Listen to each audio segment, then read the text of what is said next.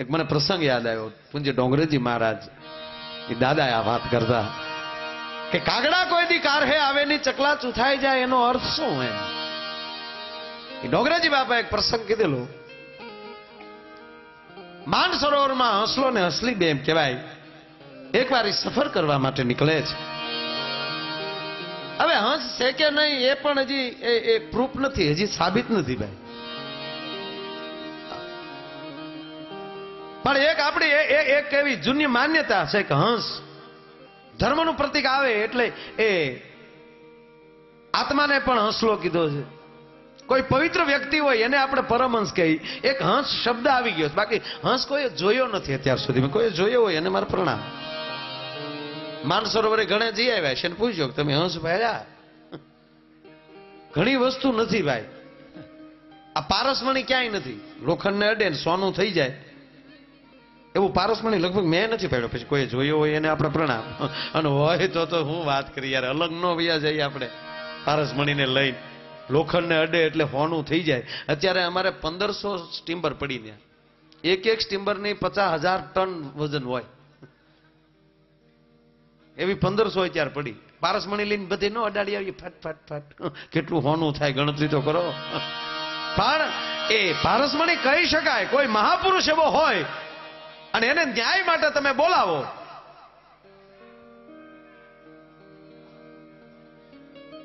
તો એ કોઈનો પક્ષપાત કર્યા વગર એ માણસ એમ કહેવાય કે સાચો નિર્ણય આપે. આને પરમહંસ. પારસમણી કોને કેવો કે લોખંડ જેવો માણસ હોય, કોઈ દી કોઈને ઝૂક્યો ન હોય, પણ એને કોઈ મહાપુરુષનો સ્પર્શ થઈ જાય અને ઈ માણસ કોમળ થઈ જાય ત્યારે માનવાનું કે આને કોઈ પારસમણી અડી ગયું. બાકી પારસમણી હોય તો ભૂકા કાઢી નાખીએ આપણે. એમ હંસે કોઈ જોયા નથી. પણ પૂજ્ય દાદા ડોંગરેજી મહારાજ આ ઘણીવાર કથામાં એમ કહેવાય કે પ્રસંગ બોલતા કે હંસલો ને હંસલી માનસરોવરથી એમ કહેવાય કે એકવાર આકાશમાં સફર કરવા નીકળે છે. એ સફર કરતા કરતા કરતા એમ કહેવાય કે ફરીવાર પાછા માનસરોવર તરફ પાછા ફર્યા. એમાં હામો કાગડો મળ્યો. કાગડાએ હંસલીનું બાવડું પકડ્યું. હંસ કહે છે કાગડા મૂકી દે, મારી હંસલી છે. કાગડો કે કોને કીધું આ તારી હંસલી છે? આ તો કાગડી છે. અરે ભાઈ મારી હંસલી છે કે નહીં આ કાગડી છે. હંસ એમ કે હંસલી, કાગડો કે કાગડી, બેનો વિવાદ આલ્યો. ત્યારે કાગડે કીધું તું કે ખોટું ને હું કહું એ ખોટું. આપણે કામ કરી શું, આપણે આજના પંચને બોલાવી. પંચ જે નિર્ણય કરે એ પાકું. અને આજનું પંચ આવ્યું ફાળિયા ખંભે નાખી દરબાર. હું હલવાણા કે બસ આ હંસ એમ કે હંસલી છે અને કાગડો કે હું એમ કહું છું કે કાગડી છે. બોલો પાંચ ત્રણેય કરીને કાગડો બોલ્યો કાગડી કે હંસલી. પંચ ફગી ગયો કે રહેવું કાગડા ભેગું ખોટું આંખે થાવું. બીડીઓ ઓલવતા ઓલવતા કીધું છે ધોળી પણ કહેવાય કાગડી ભાઈ. એમ કરીને ફાળિયા નાખીને ઉપડ્યો પંચ. હંસ નારાજ બહુ થયો. હાય હાય આ દુનિયા, આ પંચ દોરંગી દુનિયા તણા ધોખા કદી ધરશો નહીં અને કાગળની નાવથી ભલા સાગર કદી તરશો નહીં. એ પંચ તો જ્યાં વયો ગયો પણ હંસ નારાજ બહુ થયો. આવો નિર્ણય મારી હંસલી છે અને કાગડા ભેગી રહી નહીં શકે. હાચા મોતીડા ચણનારી છે. એ માઉસના લોચા નહીં ખાઈ શકે અને મારે બચાવવી જોવે. અને હંસલીને બચાવવા માટે એમ કહેવાય કે અંતે હંસ કોર્ટનો દરવાજો ખખડાયો.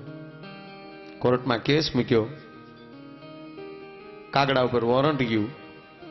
જે તારીખે કોર્ટમાં જવાનું હતું એને આગલે દી કાગડો જજની ગીરે પહોંચ્યો. બોલો જજને જઈને કીધું ઓળખાણ પડે જજ સાહેબ? અરે કે તને કોણ ન ઓળખે? તને તો ઓળખીએ જ ને અમે. તું કાગડો કે એમ નહીં, બીજી રીતે ઓળખો. બીજી કઈ રીતે? કે હું પિતૃનો પ્રતિનિધિ ભાદરવો મારા બાપનો. અને કોના માવતર ક્યાં એની મને ખબર હોય. એ કોના માવતર ક્યાં એ મને ખબર હોય એટલું કીધું. અને ન્યાયાધીશ એટલું બોલ્યા કે કાગડાભાઈ મારા માવતર ક્યાંય ખબર થાય? ખબર જ હોય ને એટલે તમારી પાસે આવ્યો કે મારા માવતરને ખબર છે? કે હા ખબર છે મને. કે બતાવો. કે આજ નહીં, આવતીકાલે કોર્ટમાં મારો કેસ છે. પંચે પણ એ હંસલીની કાગડી કરી છે. આપ પણ મારા તરફેણનો ચુકાદો આપી ગયો એટલે હું તમને તમારા માવતર દેખાડી. માવતર જોવાની લાલચમાં જજ આંધળા બન્યા. કોર્ટ કચેરી ભરાણા. હામહામી વકીલોની ઝપાઝપી થઈ. અંતે ન્યાયાધીશને તેના માવતર જોતા હતા.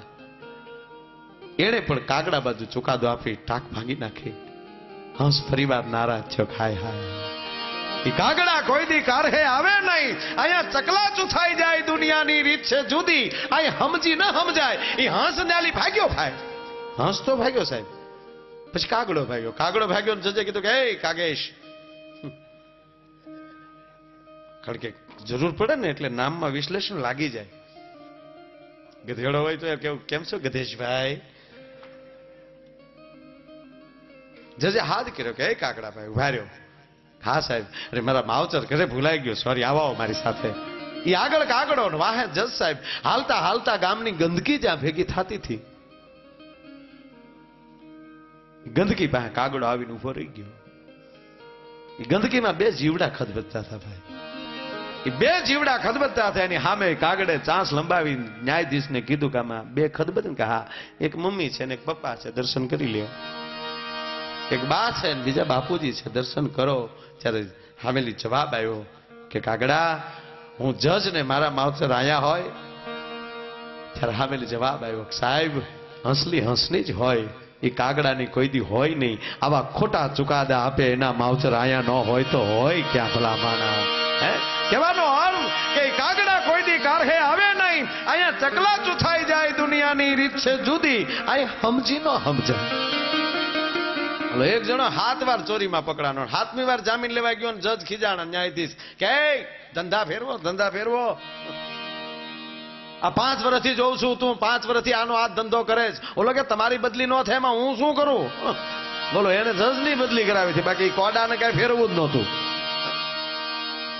એ બાદ જે ફાટે ચડી જાય ત્યારે ઓલા ચોગાળા ચટકી જાય. અને કાગડા કોઈ દી કારહે આવે નહીં. અહીંયા ચકલા ચૂથાઈ જાય, દુનિયાની રીત છે જુદી. અહીંયા સમજી ના સમજાય.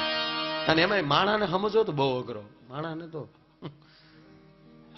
નથી વાતો કરતા. 35 વર્ષ ત્યાં લગન ત્યાં, પણ હજી અમે ઓળખી ન એ ક્યાં ન ઓળખાય. એક ભાઈના પત્નીને હોસ્પિટલ લઈને ગયા ડોક્ટર પાસે. એટલે ડોક્ટરે કીધું કે આ બીમાર છે, તો આપ જોવો જોઈએ, તપાસ કરો સાહેબ. એટલે ડોક્ટર સાહેબ તપાસ કરી કે આગળ ટાસ્કા જેવા કરી દો, એમાં શું વાંધો? એટલે ડોક્ટર સાહેબ તપાસ કરીને પછી કીધું બાટલો ચડાવવો પડશે, કે જે હોય પણ તમે રેડી કરો. એટલે ડોક્ટર સાહેબને બાટલો ચડાવવો હતો, એટલે સોય લગાડવા માટે મહેનત કરતા હતા ડોક્ટર. જ્યાં સુધી બ્લડ ચાલુ ન થાય ત્યાં સુધી તો બાટલો ચાલુ ન થાય. એટલે અહીં બેલ્ટ બાંધ્યો. ડોક્ટર સાહેબે કીધું કડક મુઠ્ઠી વાળો બેન, કડક મુઠ્ઠી વાળો. પણ બેને લોટકા, અમુક બહુ લોટકા હોય. આપણે હાઈવે ઉપર સારી હોટલો હોય અથવા તો રેલવે સ્ટેશને બધે વજન કાંટા હોય ને, કાંટા ઉપર ઉભા રહ્યો, રૂપિયો નાખો એટલે ફ્રૂટ દીને છીઠી બારી આવે. હમણાં એ કાંટા બંધ થઈ ગયા. શું કામ? કાંટો બગડેલો હોય ને આપણે જઈએ, રૂપિયો નાખીએ, રૂપિયો ફેલ જાય, શેઠી નો નીકળે, હલવાઈ જાય. એ આપણે વયા જાય, પછી કાંટો ચાલુ થઈ જાય, બીજો આવે, એ રૂપિયો નાખે તો આપણો વજન કોકમાં નીકળે ડફ દઈને. એટલે તે તો કાંટા જ બંધ કર્યા, કોકના વજન કોકમાં જતા. હમણાં નવા કાંટા આવ્યા, કાંટા ઉપર ઉભા રહ્યો, રૂપિયો નાખો એટલે નંબર દેખાડે.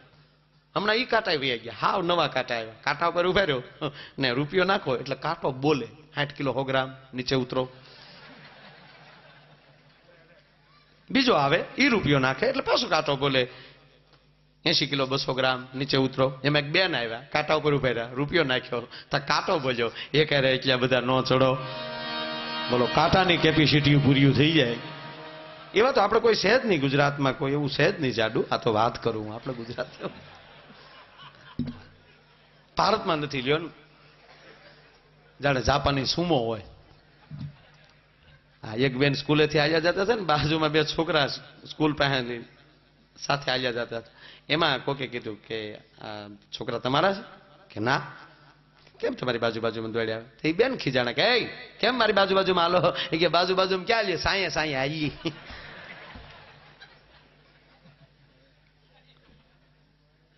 બસ ગજબ. એમાં આપણે ગામમાં તો છોકરો નાયા ધોયા વગરનો સ્કૂલે ગયો, અને બિચારાને થોડીક આમ જૂની શરદી, છોકરાને હરડ એટલે અહીંયા રૂપાના પતરા સોડ્યા હોય, ખેંચી. એવો સરસ છોકરો, આવો સરસ હો, નાકમાં કપાહ તોળાય. એમણે સ્કૂલે ગયો એટલે ટીચર બિચારા બેન ખીજાણા કે આમ ગંધાશો આખો, હાલ નીકળ, નાઈ તો ને આવી જતા. તોલો રડતો રડતો ઘેરે ગયો. તેની મમ્મી ખીજાણી, કેમ બેટા રડશો? કે મારી શિક્ષિકા બેને કીધું કે તું ગંધાશો. તને ગંધાવાનું કીધું? કે હા. મને કીધું નાઈ ને આવી છે ગંધાશો. હા. ઓલા બેન ખીજાણ, છોકરાનું બાવડું પકડીને સ્કૂલે આવે. કોને કીધું? દેખાડ, કેજો ઓલા બેન. કે બેન અહીંયા આવો તો, તમે મારા છોકરા કાઢી મૂક્યો? હા. ગંધાય છે એવું કીધું? તા હા. સાંભળી લેજો બેન, આ છોકરાને ભણવા મોકલીએ, અમે હુંઘાડવા નથી મોકલતા અમે. બેન રાજીનામું દઈને મહેસાણા આવી ગયા. બોલો, કે આ બધું નોકરો કરે એ જ ભીસાય. એટલે બેન ટૂંકમાં એટલા બધા લોટકા, કોઈ રીતે સોય લાગે નહીં. હજી કડક મુઠ્ઠી વાળો બેન, હજી કડક. ત્રીજી વાર ડોક્ટર આમ ઠપાટ મારી. હા, એના પતિનો મગજો ડોક્ટર હાથ મૂક્યા. હું ક્યારું નો ફડાકા બોલાય. પૈણે 35 વર્ષ છે, આજે અમે કોઈ દી તુકારો નથી કર્યો. તું મારી નજર સામે મૂક્યા. ઓલો કે ભાઈ હું ડોક્ટર, હવે ડોક્ટર હાથ મૂકની. અરે ભાઈ હું નર્સ ગોતું છું, આ તારી બાજુમાં ઉભી. તાકે ઈ નહીં રગ ગોતું, રગ. ઓલો કે મને પૈણે 35 વર્ષ છે, મને હજી નથી જડીને તને ઘડીકમાં જડી જાય. અમુક માણા મરે તોય રઘુ જડે નહીં ભલા માણા. એટલે અમારો કવિ લખે કે જે ઉજળા વિચાર વાળી વ્યક્તિ છે, જે બીજાની માટે કંઈક સારું કરનારી, બીજાનું સારું સમજનારી, અથવા તો બીજાનું હિત કરનારી જે વ્યક્તિ છે, બીજાનું સારું જોઈ અને અંદરથી ખુશી થનારી જે હસ્તી છે, એને કોઈ દી તાવ નહીં આવે. આપણે તાવ હે ના આવે ખબર? બીજાની પ્રગતિ સ્વીકારવાની આપણા તેવડ નથી ને, એટલે તાવ આવે, નહીં તો તાવ ન આવે. ખરેખર છે તકલીફ. આમ જો આપણે કોઈ પણ ને તમે જુઓ, બીજાને જયારે આપણા જ ગામનો હોય અને એ પ્રગતિ કરી જાય ને પછી આપણા ગામમાં આવે, એટલે આપણે કોઈ બીજા કઈક ફલાણા ભાઈ ગયા તો આપણે જે સ્વીકારી ન કે શું કે અમારે અરે ભણતો, આપણે કઈ ભણતો પણ અત્યારે સમજો જમાવે અમારે ભેગો સડી પહેરતો. હવે લેંઘો પહેરામ તારા બાપનું જાય હું ઈ કે, અને હજી તને ન ગમતો કાલથી બરમોટો પહેરાવી છો એટલે તારે એમાં જ હવાય હોય. બીજાની પ્રગતિને સ્વીકારવી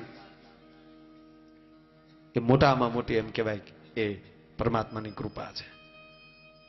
તમારા નાકરાની જ કોઈ વ્યક્તિ હોય અને બે મિત્રો બહાર રહેતા હોય અને એને સારું થાય અને તમે ઓચિતા એમ કહેવાય કે ત્યાંથી નીકળો, તમે એને બોલતાય ન હો, પણ કોઈ તમને દેખાડે કે ફલાણી ઓફિસ ફલાણા ભાઈની છે અને અંદરથી ઉંબળકો આવે કે હે ભગવાન હજી આપ્યું ને એની કરતા એને 10 ગણું દે છે.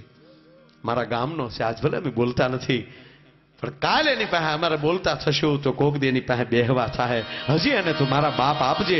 આવો વિચાર આવવા મળે ત્યારે માનજો કે આ ફરક એ પછી ઓલાને આપે કે ન આપે, પણ ભગવાન આપણને આપે ખરો કે આને આને આની અંદર છે લે રખડી લ્યો, અને જેટલા લે રખડિયા છે ને એને જ ભગવાન આપે, મીઠાને આપતો નથી. રામ રામ કરો, વળ ખાઈ ખાઈને મરી ગયા ઘણા, પીડ્યા પીડ્યા. ફાવી ગયું મારા દીકરાને, ફાવી ગયું. આપણે કઈ ફલાણા ભાઈ એમને ખબર છે કેમ રૂપિયા વાળા થાય, તો તને ખબર છે તો તું એવું શરૂ કરી, તને વાંધો શું છે? એમ ઓળખી, એ ઓળખવામાં ઓળખવામાં વાહે રહી ગયો. એ બીજાને ઓળખવામાં પોતાની જાતને ન ઓળખી શક્યો. કવિ કાગ બાપુની એક કવિતા છે, એ જે એની ભેળા રે એ બેસનારા પણ એ ભરમાના રે મોટાના તો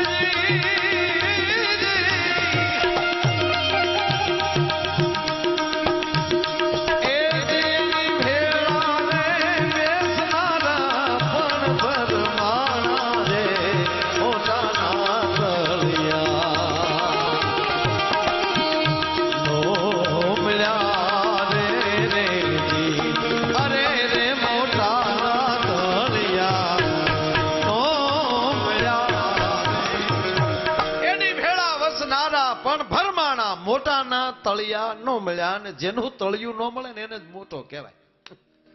તળિયું મળી જાય ને મોટો ન કહેવાય. સાગરને આપણે મોટો કહીએ છીએ, શું કામ? એનું તળિયું મળતું નથી ભાઈ. મહાપુરુષોએ આ મૃત્યુને પણ મહાન કીધું છે. શું કામ? કારણ કે મૃત્યુનું તળિયું મળતું નથી. ક્યારે ડફ દીને આપણે વૈયા જવાના, જવાનું છે, વાત ફાઇનલ. ક્યારે જવાનું છે એ ખબર નથી, પણ મૃત્યુ ઉપર 10 કલાક બોલીએ કાંઈ, પણ એ તો આવે ત્યારે ખબર પડે. એ કઈ અનુભવ કરવાની ચીજ નથી. હા, અનુભવ ઘણા એમ કે મૃત્યુ પેલા અંદરથી આ બધું સંભળાતું બંધ થઈ જાય, ફિલ્મ આડી હામી આવે, આખી જિંદગી જે કઈ કર્યું હોય. આ કીધું કોને? કારણ કે અનુભવ છે એ પછી કોઈ આપણી પાસે આવ્યા નહીં હોય. કોઈ ફિલ્મ જેને જોઈએ છે એ પાસે આવ્યા જ નથી કોઈ. આ બીજું કીધું કોને એ નથી હજી સમજાતું. એ અનુભવ કરવાની ચીજ જ નથી ભાઈ.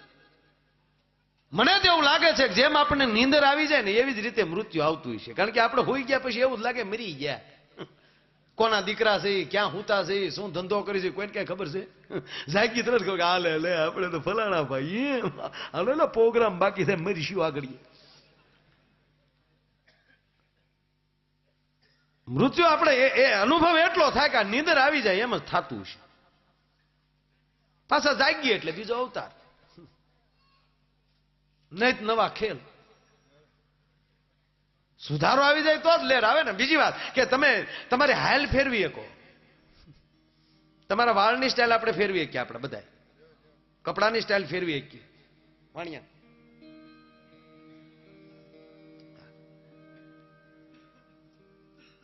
બોલી ફેરવી શકીએ, ભાષા ફેરવી શકીએ.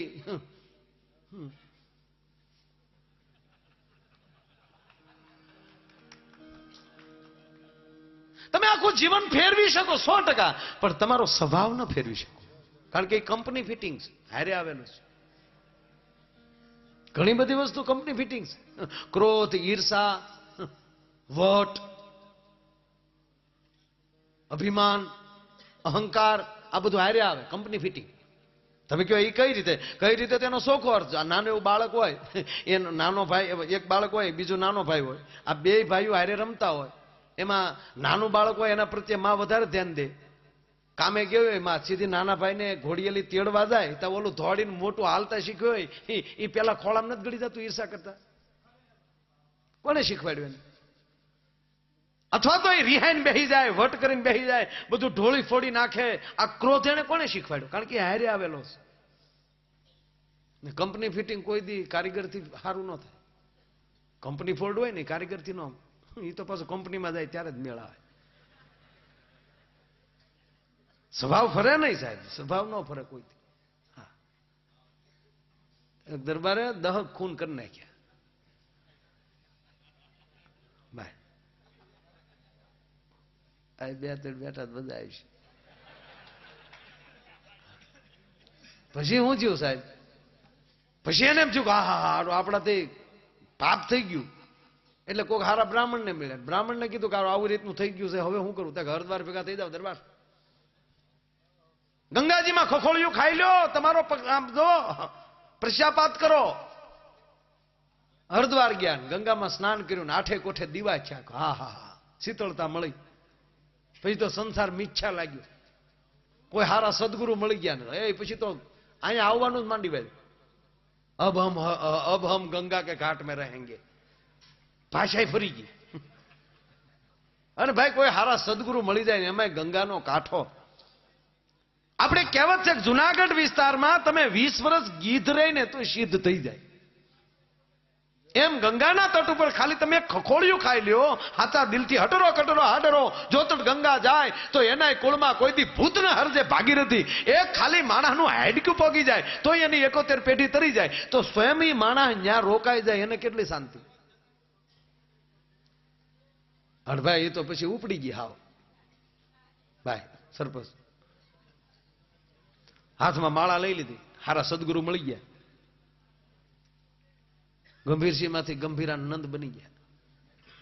શ્રી 1008 સ્વામી ગંભીરાનંદજી.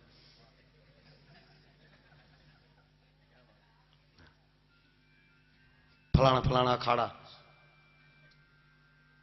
20 વર્ષ ભાઈ સાધના કરી, શિવને તાર બાંધી ગયો, સાચી ભક્તિ લાગી ગઈ. પછી 20 વર્ષ થયા પછી આપણે કહેવત છે ને, ખાંડીઓ મરે તો મારવાડ સામું જોવે. પછી એમ થયું કે હવે વતન पे एक घुमरा लगा लूं, हमारी जो जन्मभूमि है उसको वंदन कर ले. અને બાબા પધાર્યા ગામે, હામૈયા કર્યા, હે તમને કોઈ કીડે તબલા બાંધ્યા, શેરી વાળા આવે સજા કરું ને, બાબા આવો ને, બાબા આમ જ આલ્યા જાય.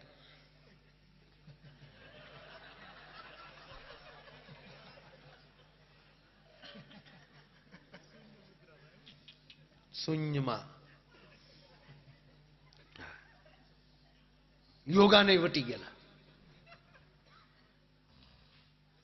ખૂબ રોકાણા, ગામે બહુ વખાણ કર્યા કે તમે ગામ તાર્યું બાપુ. હા તાર लिया ગામ કહો. પછી થોડોક સમય થયો પછી કીધું કે अच्छा मैं हरिद्वार की ओर फिर हमारे अखाड़े पे चला जाना है, हमको लंबा जाना है. ગામના કીધું કે બાપુ અહીં બાજુમાં જ એક આશ્રમ હતો ને હમણાં જ બાપુ શેતી ગયા, આશ્રમ ખાલી પડ્યો, હવે હરિદ્વાર ન જવું હોય તો થોડુંક આમ જન્મભૂમિને પણ પવિત્ર કરો અને અહીંયા જમાવો. અચ્છા બેટા રૂક જાતા હું. બાપુ રોકાઈ ગયા. એ રોજ સત્સંગ હાલે ભાઈ, રૂપિયો તો અડવાનો જ નહીં. હા હાચા સાધુ રૂપિયા ન લે, દક્ષિણા ન લે. એને દક્ષિણા શું લેના દે, એને ખંભે જોડી હોય ને નાની એવી, એમાં અલગ જોડી ખલક ખજાના હોય. હકીકત આ તમને બધાને ખબર જ હશે. એમાં ખરેખર શું હોય ખબર? જોડીને એને અલગ જોડી ખલક ખજાના કહેવાય. એ કુટિયા રહેતા હોય સાહેબ, અને 10 મહેમાન આવે કે અચ્છા બેટા બેઠો પાણી પીઓ, મેં અભી આતા હું, ખાને કે બાદ જાને કા સબકો. એટલું કહીને બાપુ ગામમાં વી આવે. દુકાનદારને એમ કહે કે ઇતના આટા દે દો, ઇતના ખાંડ દે દો, ઇતના ગોળ દે દો, ઇતના તેલ દે દો. એ સામગ્રી તૈયાર થઈ જાય કે અચ્છા બેટા બોલ દો કિતના બિલ હોવા. તો એમ કે બાપુ 500 રૂપિયા થયા. એટલે એ જોડીમાં હાથ નાખે એટલે 500 જ આવે. પણ બાપુ પોતે જાય તો એવો જ કોઈ બાપુનો ટાઈમ છે નહીં. અલગ જોડી ખલક ખજાના ગાંજા ફર્યા હોય, એમાં જોવાઈ જાય ને એમાં બીજી વસ્તુ નખાઈ જાય છે ત્યારે એ સિદ્ધિ વહી જાય છે હોય ઘડીક. એટલે બાપુ તો એ ભજન કરે ને ટૂંકમાં રોકાણા. રોજ રાતે માણસોના સત્સંગ હાલે ને એમાં એક દી એકાદશીની રાત હાથમાં રામસાગર રહી ગયેલો નતું ભાઈ. અને રામસાગર ઉપર ભજનનો તાર લગાડો, આંખમાં આહુડાની ધારું થતી જાય, જીવડો રંગાઈ ગયેલો ભાઈ. વટાવડા છીએ અમે વાટના, મૂળદાસ બાપુના ભજન સીડ્યા. અને બરોબર એમ કહેવાય કે સંતવાણી પોતાના ભજનનો તાર લાગેલો, એમાં ચોર આવ્યો. હન બાપુને કોણી મારી કહે ભજનનો દીકરો થામાં હોય એ કાઢ ને, નકર આગળ બીજી થાય. કારણ કે આ બીજી કરીને તો ગયા થા, એમાં ઓલે કીધું બીજી થાય. હન તારનો થરેરાટો આવ્યો. એને કીધું કે વાલા कुछ है नहीं मेरे पास भजन है, लूटना है तो भजन लूट ले, मंजीरा लेके बैठ जा मेरे सामने. मंजीरा न ले तो ठीक है, जी जी कर हा हा कर, भजन लूट. पधारो बापू. બોલાય સોરે પાછી કોણી મારી કે હવે કાઢને નીતે આગળ બીજી થાય. બીજી વાર કીધું બીજી થાય એમ તુંબડા માલે હાથ ધીરે ધીરે મીડ્યો ધીરે જાવ કે વાલા કહું છું ભજને સડ્યા છે ભજન કરવા દે મારા બાપ, બીજી તો હવે થવાની છે થાય. ત્રીજી વાર ભાઈ સાધુને કોણી મારી કે કાઢીને નકર બીજી થાય. તા તો રામસાગર ફરી ગયો, તુંબડું નાખ્યું ભીતમાં, વાહડો કર્યો છૂટો. બે સોરને એક એક વાહમાં નાખ્યા, સોરને લાંબા કરી દીધા. એમાં એક સોર પીડ્યો પીડ્યો બોલ્યો, ગંભીરજી બાપુ કે નહીં?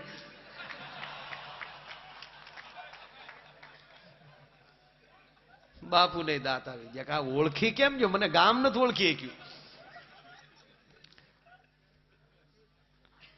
બાપુ મીડ્યા હાથ ખખેર વાળો, વાહડો ફાટી ગયો ઉભો. એને કીધું કે મારી નહીં અહીંયા બધા કે બાપુ મારશે, હવે નો મારો અહીંયા. મને તું ઈ કે તને ઓળખાણ કેમ પડી ગયા, તું ઓળખી કેમ ગયો? એ કે બાપુ તમારી દાઢી વધી ગઈ, તમારા વાળ વધી ગયા, બાપુ 20 વર્ષ થઈ ગયા, તમારી બોલી ફરી ગઈ, પણ બાપુ હજી તમારી હાથ રોટી નહીં રહ્યો. કહેવાનો મારો સૂરી છે સાહેબ, ભજન કરવું છે, કરવા નથી દેતા.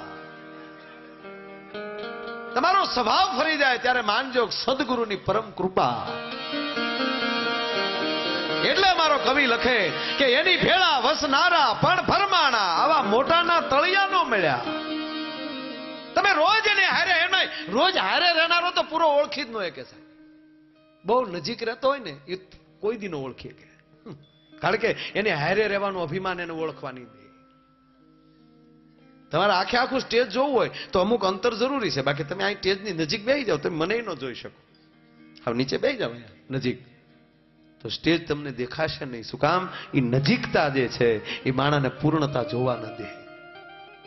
ભગવાન કૃષ્ણએ ગીતા જેવો ઉપદેશ આપ્યો એના ઉપરથી જ મને એવું લાગે કે અર્જુન રોજ કૃષ્ણની ભેળો રહેતો હતો ત્યારે કૃષ્ણને ઓળખી નહીં શક્યો હોય ત્યારે જ ભગવાનને વિરાટ રૂપ દેખાડવું પડ્યું છે ને. કે મને શું સમજે છે? અને ક્યારનો હું પાર્થને કહું છું, ક્યારનો અર્જુનને કહું છું કે પાર્થ, હું કહું એમ કર, તમામ ધર્મ છોડી મારા શરણે આવી જા, યોગક્ષમ કુશળની તમામ જવાબદારી હું આપું. એટલા યોગ સમજાવું છતાં અર્જુન માનતો નથી. એનો અર્થ એ છે કે હું પરિબ્રહ્મ છું, એ અર્જુનને ખબર નથી. આ મામા ફૂઈનો સમજેશ મને. ત્યારે ભગવાનને વિરાટ રૂપ દેખાડવું પડ્યું છે ને કુરુક્ષેત્રના મેદાનમાં. કે વાલા તારા એ વિરાટ રૂપને જોઈ ધનંજય ધ્રુજી ઉઠો ને લોલ વાલા તારા.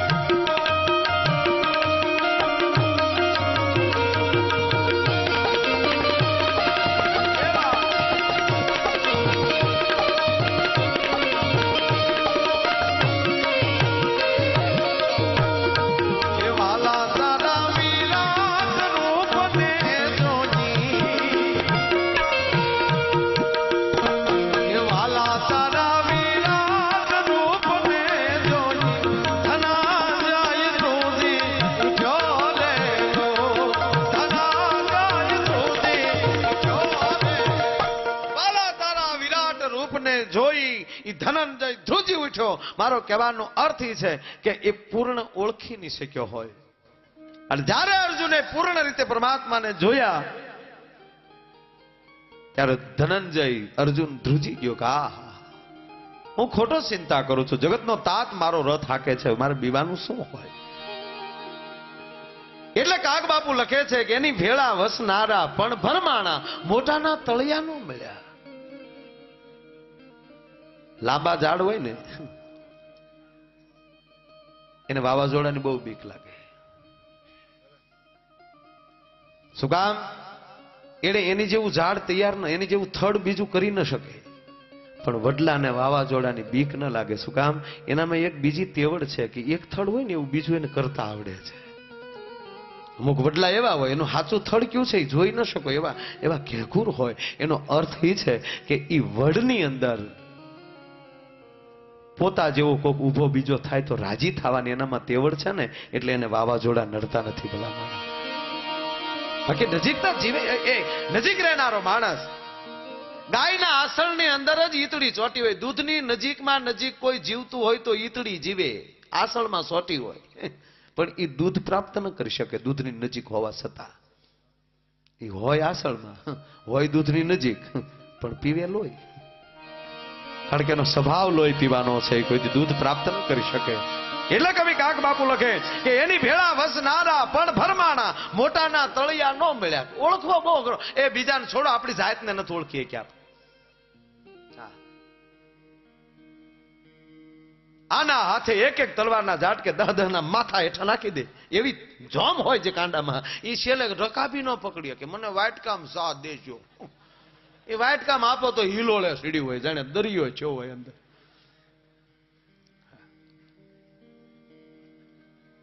પૂજી મોરારી બાપુ હમણાં બહુ સારું બોલ્યા કે માછલી ઘર જે હોય એની અંદર જે માછલી આપણે મૂકી, ઈ માછલી ઈ જે પાણી છે ઈ એના મને દરિયો છે એવું સ્વીકારવામાં કેટલી તકલીફ પડતી છે. તો હજી જીવી શકતી છે ને એમાં કે આ મારા માટે દરિયો છે. એ સ્વીકારવું એ બહુ અઘરું છે. બાકી આ ઓળખી ન કે અમારું શાહીબાગ પોલીસ ગ્રાઉન્ડમાં અમદાવાદમાં પ્રોગ્રામ, પોલીસે સન્માન રાખેલું. ડીજે પાંડે સાહેબ અને એડિશનલ આપણા સૈયદ સાહેબ નિવૃત્ત થવાની જે 2-3 મહિનાની વાર હતી ને મારું સન્માન રાખ્યું પોલીસે. સાયલ જ હતી, બીજું કઈ નહોતું. સાયલ બહુ સારી હતી, બહુ સાયલ સરસ. એ અમારો ખેરાલુમાં પ્રોગ્રામ ને એલાઉન્સમાં સન્માન સમારંભ હાલતો હતો ખેરાલુમાં. અને એલાઉન્સમાં કે આપણે જે ડોયરાના કલાકાર આવ્યા છે ભાઈ માયાભાઈ આહિર, એમનો ગામના સરપંચ સાયલ ઓઠાડીને સન્માન કરશે. તે સરપંચ આવ્યા ટેજ માથે, સાયલ લીધી, પછી આમ ખુલ્લી કરીને ઉભા રહ્યા. આમ ઉભર્યો, આમ માથે ઉભા. આમ થોડીક વાર લાગી એટલે સાયલ મને ઓઠાડી નહીં, એટલે હું આમ જોયા કરું કા. એકવાર ઉભો થયો, એને હામો ઘડીક ઉભો રહ્યો, મને સાયલ ન ઓઠાડી, પાછો હું બેસી ગયો. પછી મારથી ના રહ્યો. મેં કીધું ભાઈ ઓઠાડો તો ખરા. મને કે સુઈ જાઓ પછી ઓઠાડો ને ભાઈ, મને અહીંયા લાંબો કરવો છે.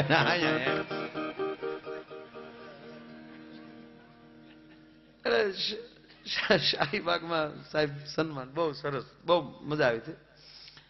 એટલે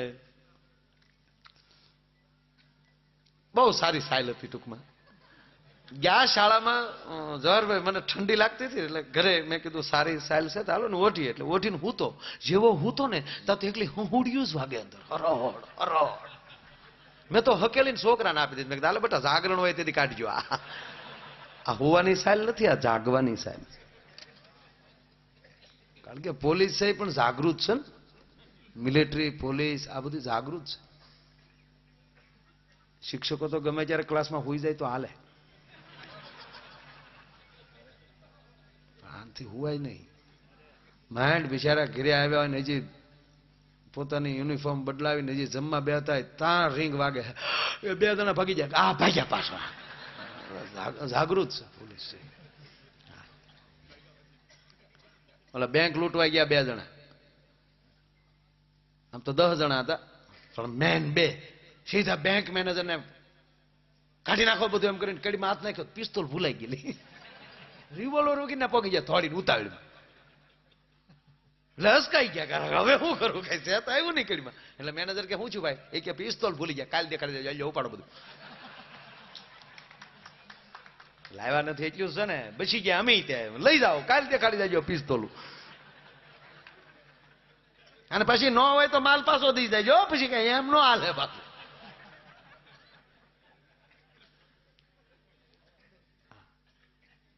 એ બધું લઈને વહી ગયા. એમાંથી પાછા 2 પાસા ફર્યા. કેશિયર ને એને કીધું 2 ગાડીમાં. બોલે કે ભાઈ અમે આપી દીધું, અમે ના નથી પડતા. મેનેજરે કીધું એટલે બધું આપી દીધું, એમાં પછી અમારું શું કામ? એ કે હાલો 2 જાઓ ગાડીમાં 2 જણા. કે પણ છે હું, અમારું શું કામ છે? કે અમે બધા પણ છે, ગણ છે કોણ રૂપિયા? મારો બાપ. 2 ગણવા વાળા નહીં થાય ગયા બોલો.